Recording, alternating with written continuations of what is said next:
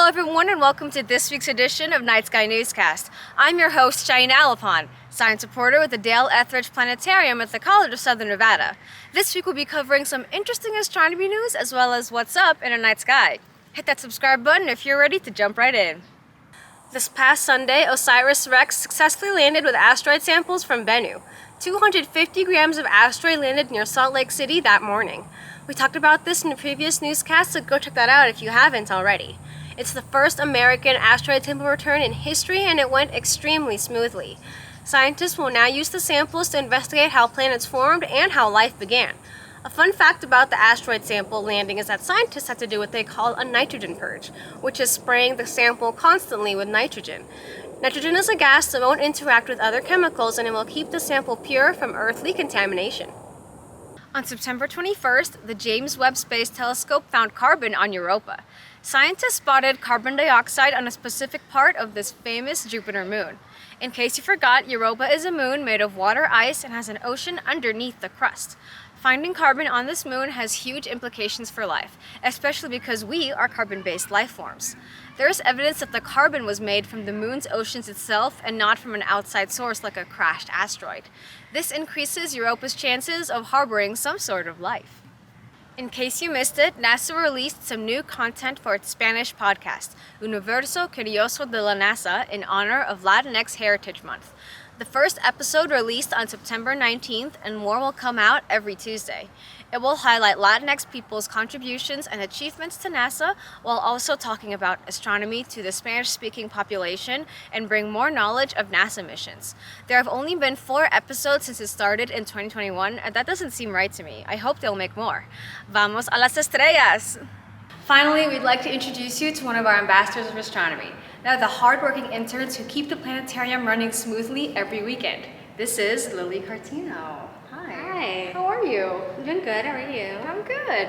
So how long have you been interning with the planetarium? I'd say about 2-3 months. 2 months? When did you start? I think in July, maybe? Oh, July. Okay. Or August, somewhere around there. Yeah?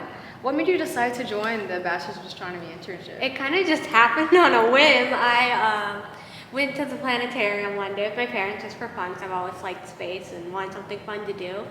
And we saw outside little flyers about the internship to be an ambassador of astronomy. So my mom was like, "Oh, look at this!" So we looked at it and then came in and watched the show that was airing. And then they had a little Q&A at the end, and so they asked if they had any questions. Of course, I was like, "Tell me all about the program." And then later that night, I sent them in, the email to apply to it, and that's how that started. Yay! It's good to have you. What are your career goals? So I've always liked science and space, so definitely something with the research, but I am doing climate change research right now, so I like doing that, but then as I mentioned, I also like space and astronomy, so I'm not entirely sure if I want to do like astrophysics, astronomy, or stick with more environmental, or I could do both.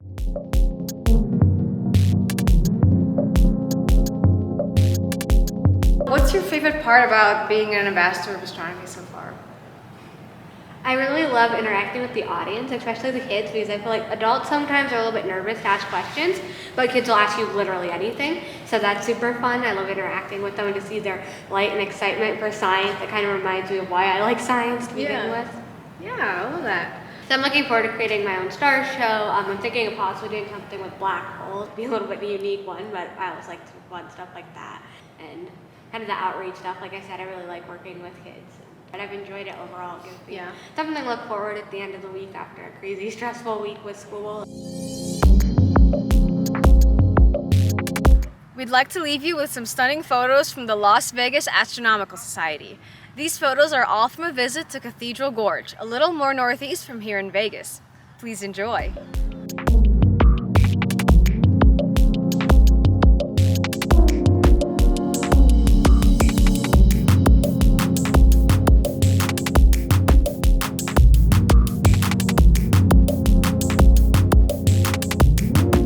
Thank you for watching, everyone, and don't forget to buy tickets to the dark side of the moon. It will be so cool. Feel free to leave any questions in the comments below, too. This is Shainna with NightSky Newscast, and until next time, keep your eyes to the skies and stay curious.